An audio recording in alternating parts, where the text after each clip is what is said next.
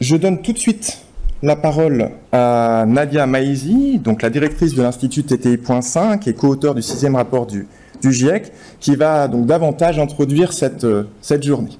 Merci à tous.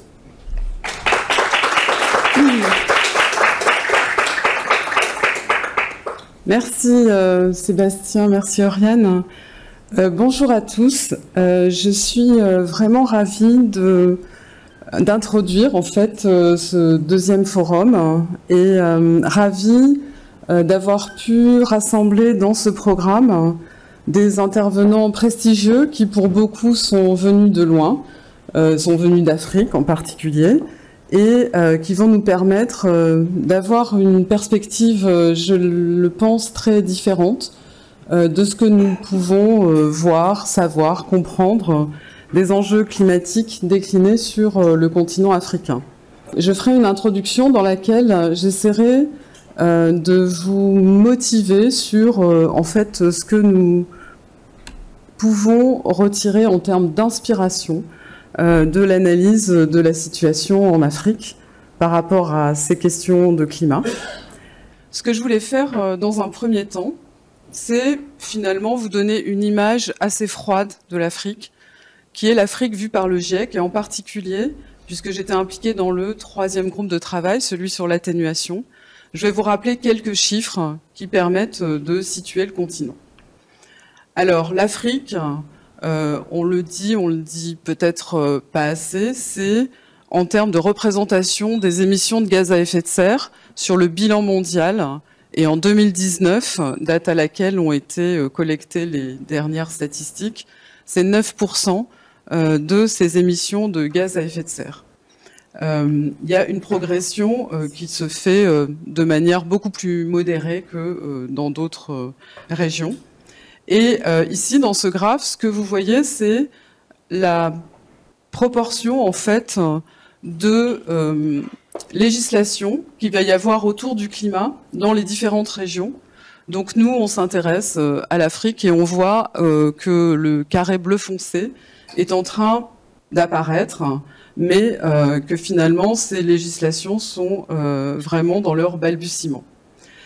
Il y a aussi toute une discussion qui se fait sur l'Afrique en termes de responsabilité historique. C'est pour ça que c'est intéressant de regarder le budget cumulé des émissions. Donc c'est le graphe qui est ici. Alors je sais pas, moi, voilà. C'est ce graphe qui est ici en bas. Donc je vous ai mis des flèches pour regarder là où il faut. Et donc on voit que le budget cumulé pour l'Afrique, alors les répartitions sont entre les émissions de CO2 issus des fossiles et puis du land use. Donc c'est un budget cumulé de 7%. Et si on regarde le graphe qui est à droite, on voit que le ratio par habitant d'émissions est bien en deçà de nos contrées développées. Alors, dans le rapport du GIEC, donc, il y a les résultats un peu génériques et puis il y a les résultats par chapitre. Et j'ai trouvé intéressant de vous extraire donc ce détail du poids carbone par habitant. Donc là, on voit, ce sont les carrés rouges qui donnent la moyenne par pays. Et donc, c'est classé par croissance du PIB. Et donc, on voit que donc on a une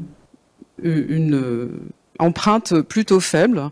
Ramenée au tableau mondial, vous voyez que donc les 36 pays africains qui sont en bas sont bien en décalé par rapport aux pays les plus développés qui sont en haut. Et ça nous fait rejoindre un résultat qui est un résultat donc du rapport pour décideurs qui évalue que 10% des plus riches finalement contribuent à peu près la moitié des émissions de gaz à effet de serre sur la planète, sachant que il y a aussi donc dans les pays africains bien sûr des personnes riches. Vous le voyez dans la dispersion en fait des points que je vous ai montrés précédemment. Alors elles sont issues d'où ces émissions de gaz à effet de serre finalement dans le cadre de l'Afrique? Eh bien en majorité le poids le plus important vient des émissions de ce qu'on appelle les land use et les usages des sols. Donc vous voyez que dans ces émissions-là spécifiques, le poids de l'Afrique, c'est 20%, donc un poids assez important, et qui va venir spécifiquement des usages autour de la forêt. Donc il y a eu la semaine dernière une grande réunion à Paris discutant de la possibilité de changer de ressources pour réaliser les cuissons qui sont des cuissons assez polluantes et qui utilisent beaucoup de charbon de bois. Il y a aussi des usages autour de l'agriculture, autour également des émissions de méthane liées à l'élevage, qu'on retrouve donc désagrégées dans ces graphiques. Alors, le dernier point de ces graphes qui me permettent de vous situer ce contexte, ça va être de regarder quels sont les potentiels finalement de réduction des émissions et quels sont les éléments qui sont associés à ces potentiels. Et on va voir ici dans ce graphe que pour l'Afrique, donc sur les usages des sols, il y a en fait au niveau technologique beaucoup de solutions, donc c'est la première barre, qui vont pouvoir traiter les différents types d'émissions. Et les deux barres suivantes sont intéressantes parce que elles indiquent donc pour le E et le M, évalués par des modèles ou évalués par des analyses économiques, quelles sont pour ces types de solutions celles qui vont rester en dessous de 100 $ en termes de coût pour effacer une tonne de CO2 équivalent. Sur ces enjeux de décarbonation, puisque le groupe 3, je le rappelle, s'occupe vraiment de la réduction des émissions de gaz à effet de serre, il y a aussi une perspective très importante qui est en train de se mettre en place, c'est qu'il y a un taux d'urbanisation qui est en train d'exploser et qui risque d'amplifier en fait le problème des émissions liées à ces usages des sols. Et en finale, le GIEC évalue également le niveau de financement qu'il faudrait pour mettre en place les différentes solutions envisagées. Et nous reviendrons dans la discussion de cet après-midi sur cet aspect, mais ce financement est évalué à des milliards de dollars avec différents fonds et avec une grande high confidence. On sait qu'il faut accélérer ce financement d'origine internationale et que les flux doivent être amplifiés pour essayer d'endiguer cette croissance des émissions de gaz à effet de serre. Donc, comme je l'ai dit, ça, c'est un petit peu le constat froid, quantifié, avec des chiffres, qui finalement ne nous dit pas grand-chose de ce qu'il y a derrière ces réalités. Et le sujet d'aujourd'hui, c'est finalement de réfléchir à ce qu'il pourrait se passer en termes de transition par rapport à ce continent, et une transition qui, comme on aime bien à le répéter dans notre institut, soit systémique et holistique, et de sorte que les solutions des uns ne deviennent pas les problèmes des autres.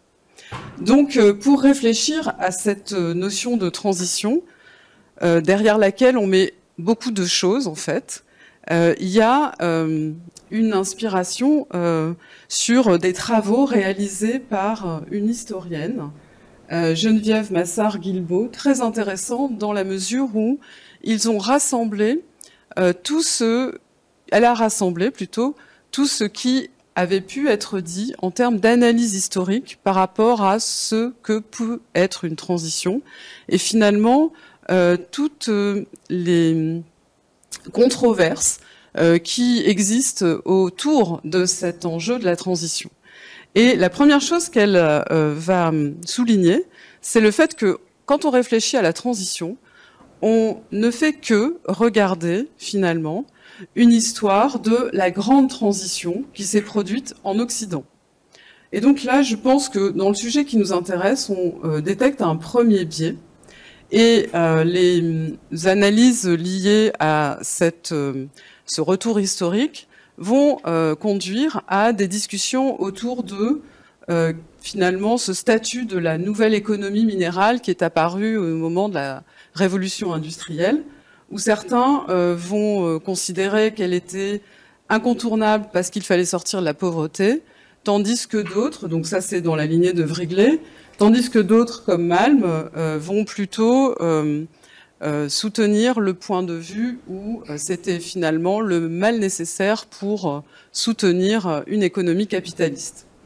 Au-delà de ça, vous avez d'autres historiens qui vont avoir un débat sur la transition, sur sa nature propre et sur le fait qu'elle ait existé ou pas. En particulier, Jean-Baptiste Fressos soutient l'idée que jusqu'à aujourd'hui, nous n'avons jamais eu de transition en termes d'énergie en particulier, mais plutôt des additions de nouveaux vecteurs énergétiques qui font que les substitutions qu'on attend pour réduire nos consommations ne sont toujours pas avérées. Alors, Geneviève Massard-Guilbault souligne le fait que dans toutes ces analyses, finalement, ces situations sont présentées sans jamais nous dire comment elles se sont installées, et les évolutions sans jamais dire à quoi elles sont dues. Donc on a cette discussion difficile sur les causes, les modalités et finalement la motivation des acteurs qui les ont souhaitées.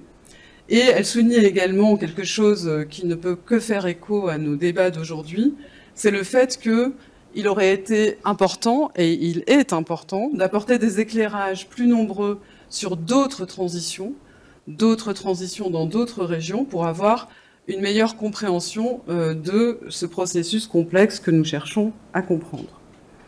Alors je vais maintenant parcourir et vous donner quelques exemples en fait de finalement ce qu'on pourrait faire en termes d'analyse de ces autres transitions dans d'autres régions en revenant sur un petit historique de la révolution industrielle, mais pas vu par les pays finalement qui l'ont généré, mais plutôt par certains pays qui en ont subi les conséquences, avec cette histoire du déploiement du charbon et de son exploitation quand il a été exploité si intensément par l'Angleterre. Et donc on a coutume de penser que cette révolution industrielle, elle s'est faite grâce à ce développement de nouvelles motorisations mécaniques et que la périphérie, c'est-à-dire tous les pays qui possédaient des ressources, étaient supposés alimenter finalement ces pays producteurs de charbon avec leurs ressources primaires. Mais en fait, quand on regarde un peu plus en détail, on voit que il y a eu une politique volontariste d'expansion les productions du charbon et d'exportation de ce charbon qui s'est fait grâce à des opportunités, en particulier quand on regarde le monde méditerranéen et l'Empire ottoman. Il y a eu une conjonction de facteurs où, d'un côté, la force énergétique qui existait à l'époque, qui était la force animale, a été décimée pour cause de maladies et pour cause de guerre. Et d'un autre côté, le charbon est devenu très utile pour effectuer le rôle de ballast dans les navires qui quittaient l'Angleterre pour aller chercher des ressources dans ces pays périphériques.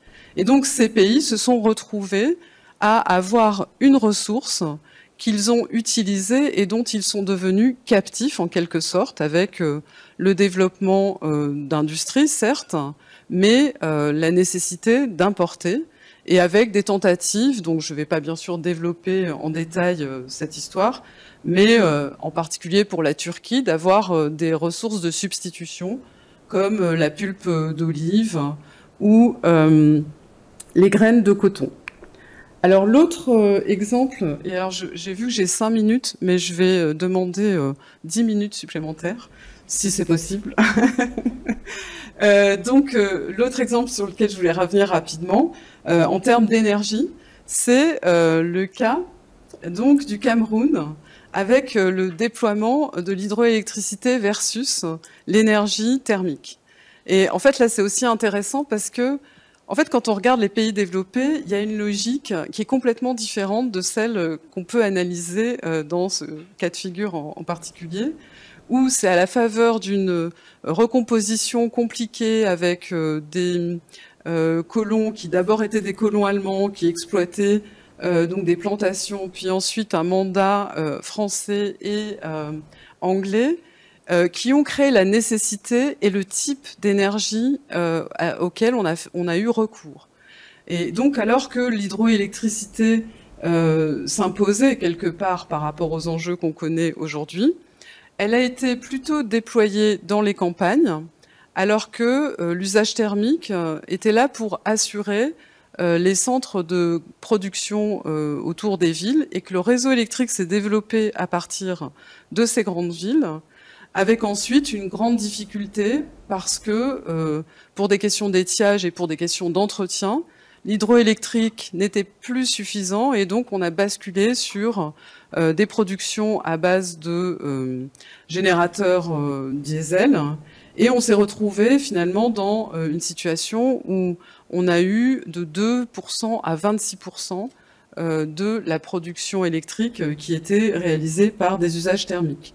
Donc aujourd'hui, la photo montre l'inauguration récente d'un barrage avec la mise en route d'une première turbine, mais il y a encore une très grande potentialité d'hydroélectricité à exploiter, puisqu'on n'en est qu'à 3% du potentiel. Alors de l'énergie, je voudrais passer aussi à la question de l'environnement et au fait que finalement, la perception environnementale de l'Afrique n'a pas été non plus neutre dans la façon d'organiser finalement son exploitation et son aménagement. Et je vais reprendre là l'exemple traité dans un très très bel ouvrage relatant des travaux de Madame Davis sur les mythes environnementaux de la colonisation française au Maghreb, et où en fait elle explique très bien et elle documente parfaitement le fait que on va dire l'imaginaire collectif a popularisé une vision selon laquelle l'invasion des Arabes, alors que ces régions étaient des régions forestières luxuriantes, l'invasion des Arabes a créé désertification et déforestation.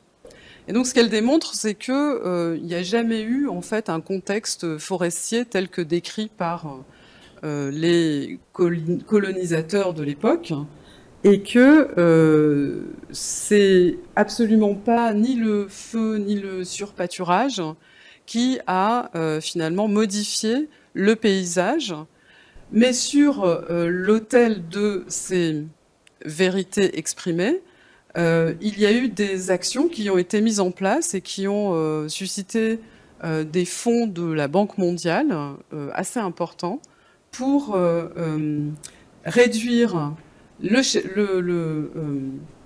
cheptel qui est passé de 1887 à 1957 de 10 millions à 3 millions, et aussi pour attaquer quelque part un mode de vie qui est le mode de vie des nomades, avec un contrôle de ces populations qui finalement certainement perturbées par leur mobilité, et donc elles sont passées de 60% de la population locale aux mêmes dates à 5% en 1955.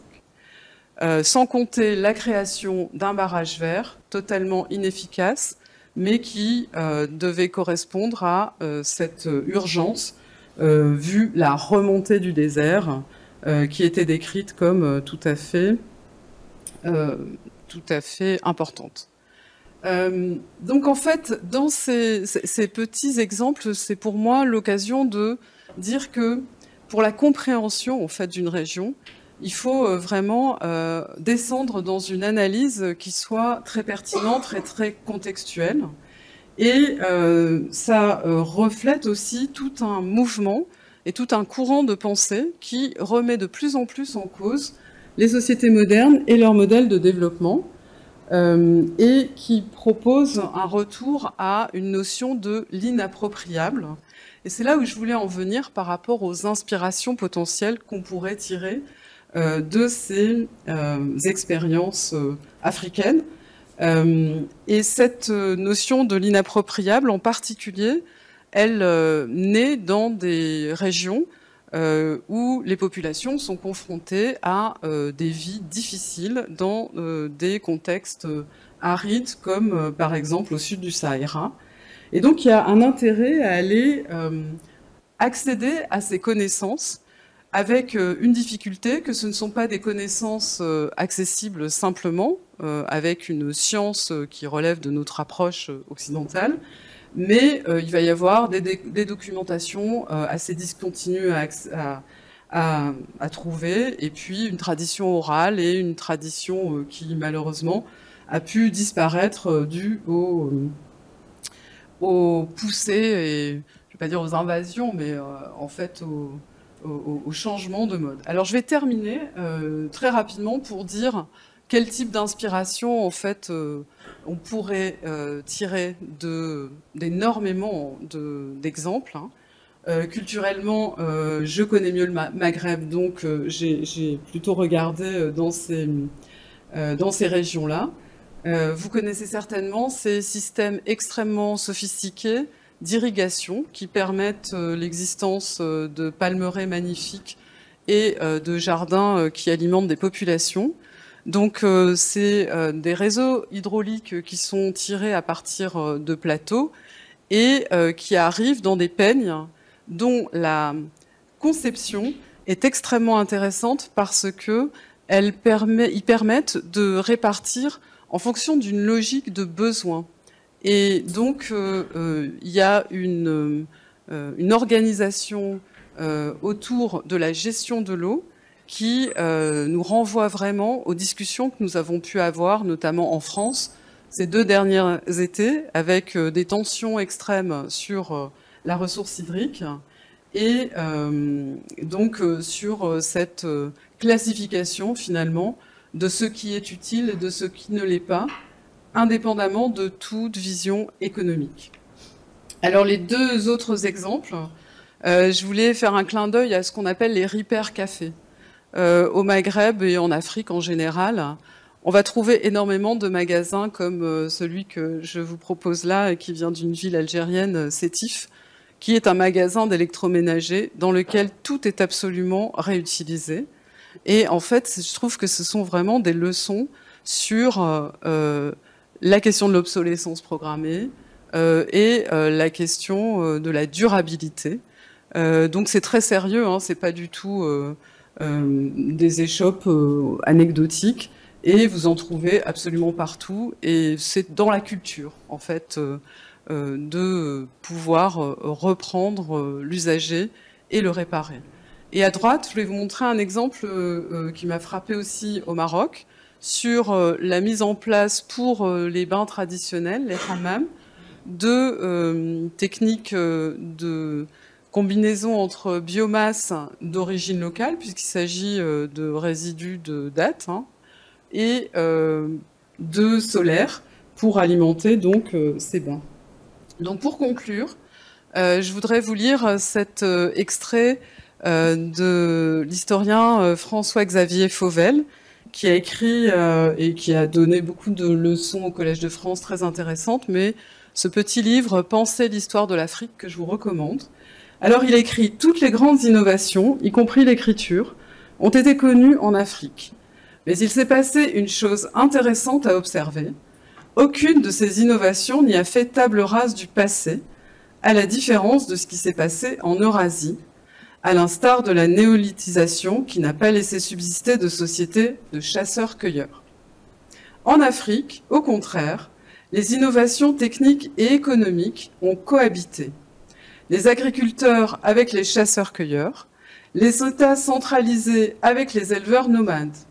Elles n'ont pas homogénéisé les sociétés, elles ont complexifié leur interaction.